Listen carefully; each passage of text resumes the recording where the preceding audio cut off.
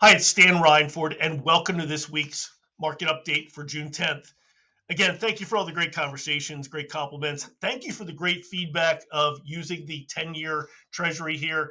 It's actually coming across with a warm reception here. Again, the way the 10-year works is the higher we are on this chart, rates are higher. The lower we are, rates are lower. So let's kind of jump into it.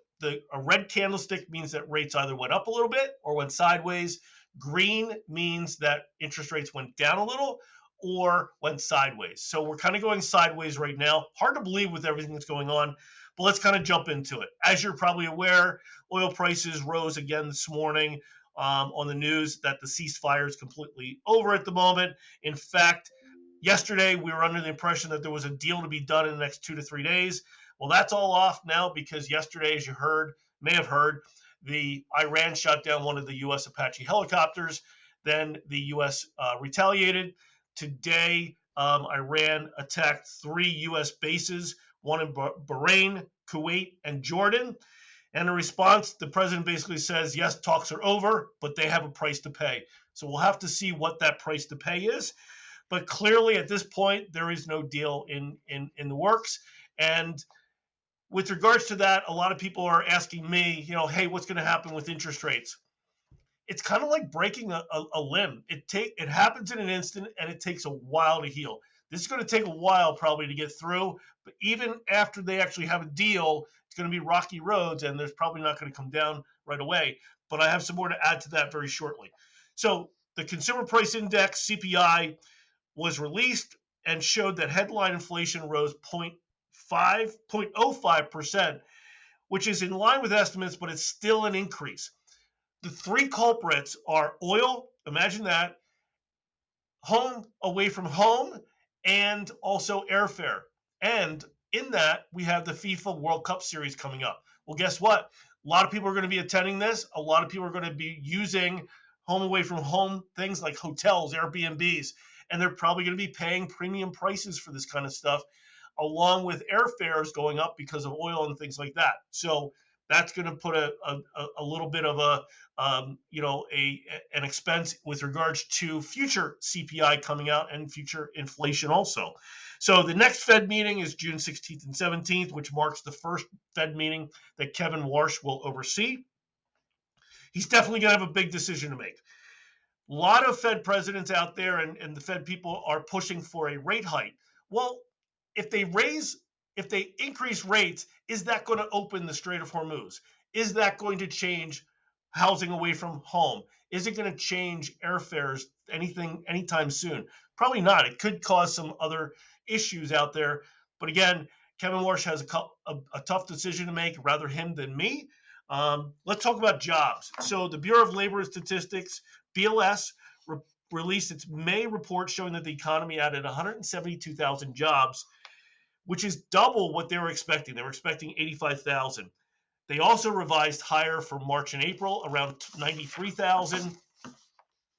And approximately, this was a little bit more balanced, this one, approximately 52,000 were added from government jobs, 47,000 from healthcare and social assistance, and leisure and hospitality added about 70,000. So let's talk housing. So for the first time in a long time, actually in about 6 years, first-time home buyer are account for about 35% of the market, which is up from where it had been.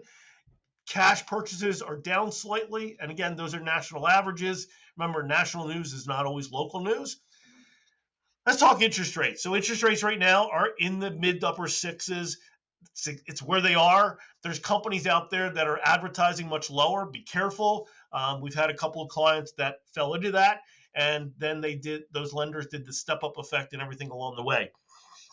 If you're really looking for ways to reduce your interest rate, if you're in a market where it's slowed down a little bit and it's more of a buyer's market, and you're looking at offering a little lower sales price on your offer, or if you're a seller or a listing agent that's looking at a property and maybe doing a price reduction, let me know. There is a way that the seller can help subsidize that buyer's payment for the first couple of years to reduce that payment to make it more affordable. call me up and ask me. We do a lot of those different programs. So, and if you're looking for an example in the videos that are in the email that I send out, the 12 or 13 there, see video number 11. It'll give you a little bit of an insight as to what that looks like. But for now, there's a difference between a locked rate and a quoted rate. A quoted rate is whatever can be there today. A locked rate is what we're going to lock at. And remember, looking at these charts down below, interest rates move multiple times a day. What I quote you at 10 minutes ago till now could be two separate things. The market could move crazy quick. So, and anything can change that, whether it's words, whether it's a 10-year auction, whether it's something like that. So in the meantime, remember that we help clients that are buying or refinancing, whether it is a primary residence, second home, or investment property, and we help with refinances.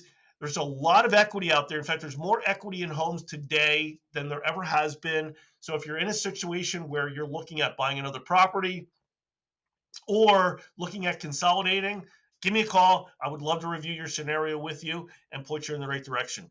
In the meantime, please forward and share. And again, I will see you next week.